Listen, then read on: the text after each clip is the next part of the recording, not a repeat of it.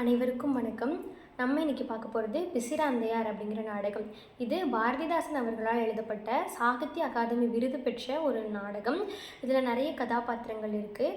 இதன் மூலமாக நம்ம என்ன தெரிஞ்சுக்கிறோம் அப்படின்னா, கோப்பெருஞ்சோழனுக்கும் அவருடைய புலவரான பிசிராந்தையாருக்கும் இடையேயான நட்பினுடைய வலிமையை நம்ம இதன் மூலமாக தெரிஞ்சுக்க முடியுது. இந்த நாடகத்தில் கதை எப்படி ஆரம்பிக்குது அப்படின்னா, நல்ல மழை பெஞ்சிட்ருக்கு. அப்போது அரண்மனை வாசத்தில் ஒரு யானை நிற்கிது. அந்த வாசலில் இருந்த மாதிரியே யானை மேலே உட்காந்துட்டு ஒருத்தர் ஆராய்ச்சி மணியை அடிக்கிறார். ஆராய்ச்சி மணி அடிக்கிற சத்தத்தை கேட்டு யார் இந்த நேரத்தில் ஆராய்ச்சி மணியை அடிக்கிறதுன்னு சொல்லி அரசர் வெளியே பார்க்குறாரு. ஆனால் காற்றும் மழையும் வேகமாக அடித்ததுனால அந்த ஆராய்ச்சி மணியை அடித்தவர் கீழே விழுந்து கிடக்கிறார். யாருன்னு அரசர் கீழே போய் பார்க்கும்போது தான் தெரியுது அது பிசிராந்தையார் அப்படின்ட்டு. அப்புறம் பிசிராந்தையாரும் கோப்பெருஞ்சோழனான அந்த அரசனும் சேர்ந்து என்ன பண்ணுறாங்கன்னா, இந்த மழையினாலேயும் காற்றினாலேயும் அடிபட்டு வீடு இழந்த மக்களை போய் நம்ம பார்க்கலாம் அப்படின்னு சொல்லிட்டு 2 பேரும் கிளம்பி போகிறாங்க. பிசிராந்தையார் ரொம்ப மனசு வருத்தப்படுறாரு. என்னென்னா, இந்த இயற்கை சீற்றத்தை கூட எதிர்கொள்ள முடியாத அளவுக்கு மக்கள் வலிமை இல்லாதவர்களாக இருக்கிறாங்களே அப்படின்னு சொல்லி ரொம்ப வருத்தப்படுறாரு. அப்படியே பார்த்துட்டே போயிட்டே இருக்கும் பொழுது காலையில் அதிகாலை நேரமாக ஒரு ஊருக்கு போய் சேர்றாங்க. அது ஒரு அழகான ஊர், அழகான ஒரு குளக்கரைக்கு போய் சேர்றாங்க. அங்கே உடையப்பன் அப்படிங்கிறவன் அவனுடைய மனைவியான ஓடைப்பூ அப்படிங்கிறவளும் உட்காந்து மீன் பிடிச்சிட்ருக்காங்க. இப்போ ஓடைப்பூ உடையப்பன்கிட்ட சொல்கிறா, போதும் வா நம்ம வீட்டுக்கு போகலாம் அப்படின்னு சொல்கிறான். ஆனால் அதுக்கு உடையப்பன் சொல்கிறான், இல்லை இல்லை, நான் மீன் பிடிக்காமல் இங்கேருந்து வரவே மாட்டேன் அப்படின்னு சொல்கிறான். இப்படியே சொல்லிட்டு இருக்கும்பொழுதே அவங்க வலையில் ஏதோ பெருசாக சிக்குது. அது 2 பேராலையும் சேர்ந்து இழுக்கவே முடியலை. உடையப்பனும் ஓடைப்பூவும் ரொம்ப முயற்சி பண்ணி அதை இழுக்கிறாங்க. இது எல்லாத்தையும் பிசிராந்தையாரும் கோப்பெருஞ்சோழனும் மறைவாக நின்று பார்த்துட்டே இருக்காங்க. அவங்க இழுக்கும்பொழுது ஒரு பெட்டி வருது. அந்த பெட்டியை திறந்து பார்க்கும்போது அதில் ஒரு பெண் அவள் கருவுற்ற நிலையில் இறந்து போய் இருக்கா. இதை பார்த்த அரசர் என்ன பண்ணுறாரு அப்படின்னா, அரண்மனைக்கு வந்துடுறாரு. அந்த பொண்ணு பேர் பச்சைக்கிளி. அந்த செத்து கடந்த ஒரு பொண்ணு பேர் பச்சைக்கிளி. ஸோ இந்த பொண்ணோட மரணம் எப்படி நிகழ்ந்தது அப்படின்னு கண்டுபிடிச்சி சொல்லணும். அப்படி இல்லைன்னா அமைச்சரை தூக்கிலிடலாம் அப்படின்னு சொல்லி முடிவாக சொல்லிடுறாரு. அப்போ திடீர்னு ஒருத்தன் சொல்கிறான், நான் தான் பச்சைக்கிளியை கொன்னேன் அப்படின்னு சொல்கிறான். ஆனால் அவன் ஏன் கொன்னான், எதுக்காக கொன்னான்னு எந்த காரணத்தையுமே சொல்லலை. அதனால் அரசர் 3 நாள் கேட்டுத்தராரு. 3 நாட்களுக்குள்ளே இவளை யார் கொன்னான்னு நீங்கள் கண்டுபிடிக்கலன்னா அமைச்சரை தூக்கில் போட்டுடலாம் அப்படின்னு சொல்லி அவர் முடிவாக சொல்கிறார். இப்போது பச்சைக்கிளி யார் அப்படிங்கிற ஃப்ளாஷ்பேக் நமக்கு தெரியுது. ஃப்ளாஷ்பேக்கில் என்னென்னு பார்த்தீங்கன்னா, பச்சைக்கிளி சின்ன பிள்ளையாக இருக்கும் பொழுது அவள் ஒரு குளக்கரைக்கு போயிருப்பாள். அந்த இடத்துல என்ன இருக்கும்னா, ஒரு கரடி வந்திருக்கும். அந்த கரடியை பார்த்து பயந்து அவள் இருக்கும் பொழுது அந்த வழியாக தூயன் அப்படிங்கிற சோழ நாட்டை சேர்ந்த ஒரு ஆண் அவளை காப்பாற்றிருப்பான். அவன் என்ன பண்ணுவான், காப்பாற்றினோடனே அவள் அழகில் மயங்கி அவன் மீது காதல் கொண்டு அவளை கல்யாணம் பண்ணிக்கலாம் அப்படின்னு சொல்லி ஆசைப்படுவான். ஆனால் பச்சைக்கிளிக்கு அந்த எண்ணம் கிடையவே கிடையாது. இப்படியே ஆண்டுகள் ஓடிடுச்சு. அதே குளக்கரையில் ரொம்ப வருஷம் கழித்து பச்சைக்கிளி மான்வளவன் அப்படிங்கிற ஒரு அழகான பையனை பார்த்து காதலிக்கிறா. 2 பேரும் சேர்ந்து பெற்றோர்கள் சம்மதத்தோட கல்யாணமும் பண்ணிக்கிறாங்க. இப்படியாக மான்வளவனுக்கும் பச்சைக்கிளிக்கும் கல்யாணம் நடந்து அதன் மூலமாக பொன்னன் அப்படிங்கிற ஒரு ஆண்மகவை பச்சைக்கிளி பெற்றெடுக்கிறாள். இப்படி போயிட்டுருக்கு. 2வது முறையாக மறுபடியும் பச்சைக்கிளி மாசமாக இருக்கா. அப்படி இருக்கும் பொழுது என்ன ஆகுதுன்னு பார்த்தீங்கன்னா, அவள் ஆசைப்பட்டு எனக்கு இழந்த பழம் சாப்பிடணும் போல இருக்குன்னு சொல்லி தன்னுடைய கணவன்கிட்ட கேட்குறா. அப்போ அங்கே இங்கேன்னு எல்லா பக்கமும் திரிஞ்சு ஒரு 5 இழந்த பழத்தை மட்டும்தான் மான்வளவனால் கொண்டு வர முடிஞ்சுது. அதை கொண்டு தன்னுடைய மனைவி கிட்ட கொடுக்குறான். அவள் ஒன்றை எடுத்து பையனான பொன்னன்கிட்ட ஒன்றை கொடுத்துட்டு மீதி 4 இழந்த பழங்களையும் தன்னுடைய தலைகணைக்கு அடியில் வச்சுட்டு தூங்கிடுறான்.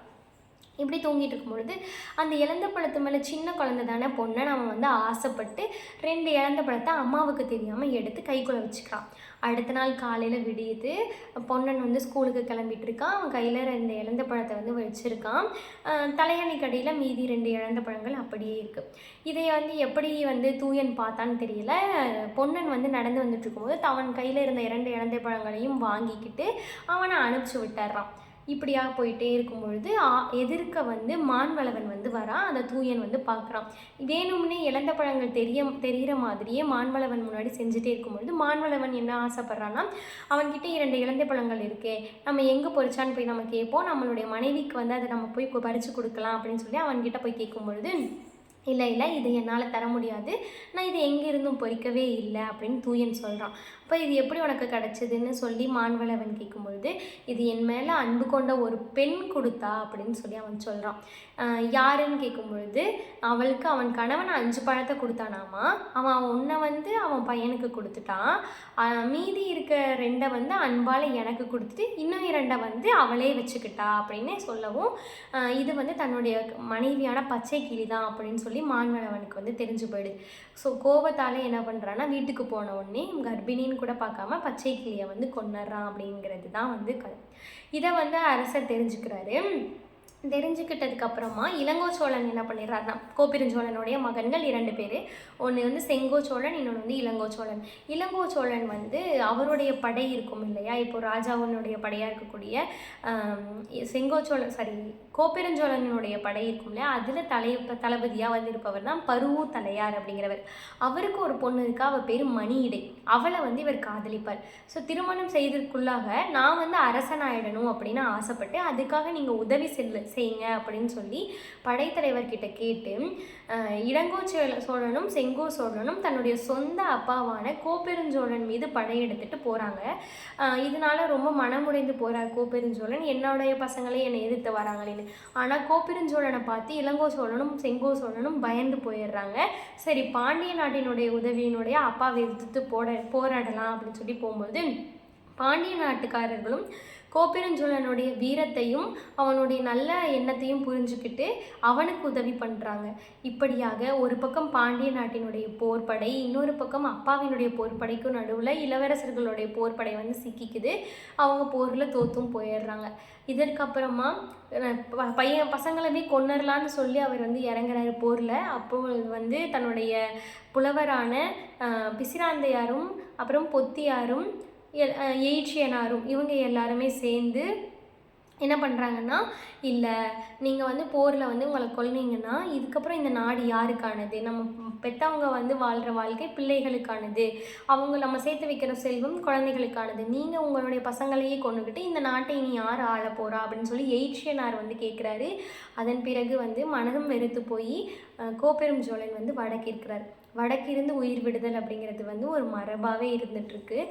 வடக்கு நோக்கி அமர்ந்து உண்ணாமல் உறங்காமல் நீர் எதுவுமே எடுத்துக்காமல் அவங்க வந்து உயிரை விடுவாங்க. அப்படியாக போகும்பொழுது எனக்கு பக்கத்தில் பிசிராந்தையாருக்கும் இடம் ஒதுக்குங்க அப்படின்னு சொல்லி கோப்பெருஞ்சோழன் சொல்கிறாரு. நீங்கள் வடக்கிருக்க போகிறது பிசிராந்தையாருக்கு தெரியவே தெரியாது, எப்படி நாங்கள் இடம் ஒதுக்குறதுன்னு கேட்கும்போதே ஒரு மணி சத்தம் கேட்குது. இது யானையினுடைய கழுத்தில் இருக்கக்கூடிய மணி சத்தம். அப்போ பார்த்தா அவர் வந்துட்டார். இதோ வந்து விட்டார் பாருங்கள், எனக்கு வந்து அவருக்கும் சேர்த்து இடம் ஒதுக்குங்கன்னு சொல்லவும் கோப்பெருஞ்சோழன், பிசிராந்தையார், பொத்தியார் என்கிற புலவர்கள் 2 பேர் புலவர்கள், ஒரு அரசர் 3 பேரும் வடக்கிருந்து உயிர் நீத்தார்கள். இதன் மூலமாக ஒரு அரசனுக்கும் ஒரு புலவருக்குமான ஒரு நட்புங்கிறது எந்த அளவுக்கு இருந்திருக்கு அப்படிங்கிறத வந்து நம்ம தெரிஞ்சுக்க முடியுது. நன்றி.